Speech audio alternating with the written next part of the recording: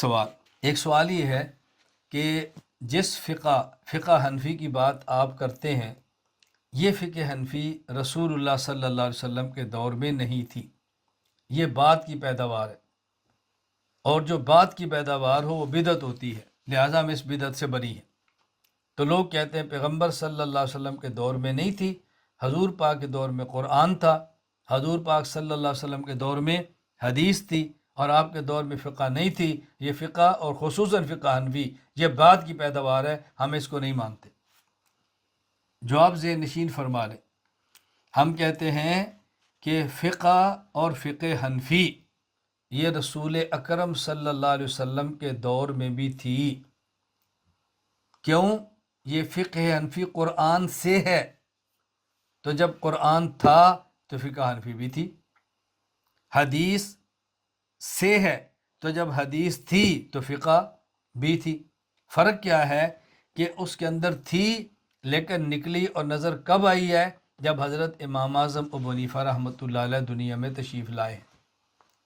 اس کی وجہ حضرت امام ابو حنیفہ رحمۃ اللہ علیہ نے قیاس کر کے مسائل کو نکالا ہے، اور قیاس کے بارے میں ہمارا ضابطہ اور اصول یہ ہے، کشف الاسرار شرح اصول البزدوی، علامہ علاء الدین عبدالعزیز بن احمد بن محمد البخاری الحنفی رحمہ اللہ، وفات 730 ہجری، فرماتے ہیں ان القیاس لیس بمثبت بل ہوا مظہر۔ قیاس مثبت نہیں، قیاس مظہر ہے۔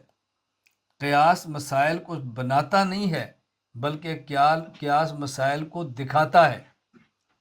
نص قرآن یہ مسئلے کو ثابت کرتی ہے، یہ مسئلے کو بناتی ہے۔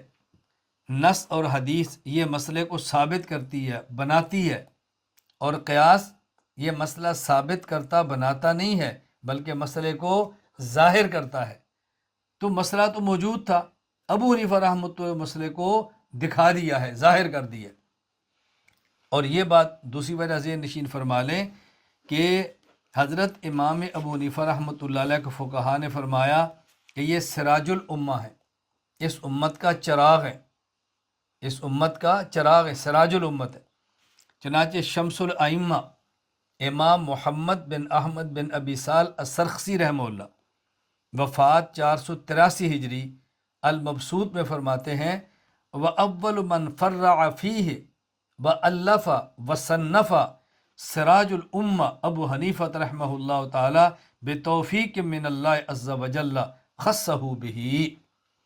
سب سے پہلے جس شخصیت نے فن فقہ میں تفریعات پیش کی، یعنی اصولوں کی روشنی میں جزیات بیان کی، اور جس نے فن میں تصریف و تصریف فرمائی، وہ ابو حنیفہ سراج الامہ ہے۔ ابو حنیفہ سراج الامہ، توجہ سے بات سمجھنا۔ امام برہان الدین محمود بن احمد بن اسد الشہید البخاری رحمہ اللہ، وفات 616 ہجری، المحیط البرہانی، فرماتے ہیں قام ینصر ھذا الدین الامام الاعظم سراج الامہ ومنہاج الملہ ہاد الخلق وناصر الحق ابو حنیفہ و صحاب رضوان اللہ علیہ مجمعین۔ اس دین کی نصرت کے لیے جو شخص کھڑا ہوا وہ ہے الامام الاعظم سراج الامہ، امت کا سراج۔ سراج کہتے ہیں چراغ کو۔ چراغ حرف بناتا نہیں ہے، چراغ حرف دکھاتا ہے۔ رات آپ اٹھے ہیں، تہجد کی نماز پڑھی ہے، نماز سے فراغت کے بعد قرآن کریم کی تلاوت کرنا چاہا تو آپ نے قرآن کریم کھولا تو الفاظ نظر نہیں آ رہے، آپ نے چراغ جلا دیا، لائٹ جلا دی تو قرآن کریم کے الفاظ نظر آ گئے۔ تو اس چراغ کے جلنے سے قرآن کے الفاظ بنے نہیں ہیں بلکہ قرآن کے الفاظ نظر آئے ہیں۔ تو چراغ الفاظ کو بناتا نہیں ہے بلکہ الفاظ کو ظاہر کر کے دکھاتا ہے۔ ابو حنیفہ نے فقی مسائل کو بنایا نہیں ہے بلکہ جو قرآن کی تہ میں چھپے ہوئے مسائل کو دکھایا ہے۔ تو جب سے قرآن ہے تب سے فقہ ہے۔ میں اس کی مثال دیا کرتا ہوں، آپ اپنے علاقے میں مسجد بناتے ہیں، اور جب مسجد بناتے ہیں تو وہاں بور کرتے ہیں پانی نکالنے کے لیے۔ آپ اپنا مکان بناتے ہیں تو بور کرتے ہیں، کنواں کھودتے ہیں پانی نکالنے کے لیے۔ تو جب ہم نے مکان بنایا، مسجد بنائی، خانقاہ بنائی تو وہاں بور کیا تو نیچے سے پانی نکلا، پانی تو پہلے بھی تھا لیکن نکلا اب ہے، تو کوئی یہ نہیں کہتا کہ پانی اس انجینئر نے، اس مستری نے بنایا ہے، وہ کہتے ہیں جی پانی زمین کے اندر تھا، اس نے پانی کو نکالا ہے، اس نے پانی کو نکالا ہے۔ اب دیکھیں اگر آپ کے علاقے میں آپ کی مسجد 500 سال سے ہے تو پانی جو آپ کے اوپر نظر آ رہا ہے وہ 500 سال سے نہیں ہے، پانی ہو سکتا ہے 5000 کیا 5 کروڑ سال، ہمیں تو نہیں پتہ کتنا پہلے سے ہو، لیکن جب مسجد بنی ہے تو انجینئر نے پانی نکال دیا ہے۔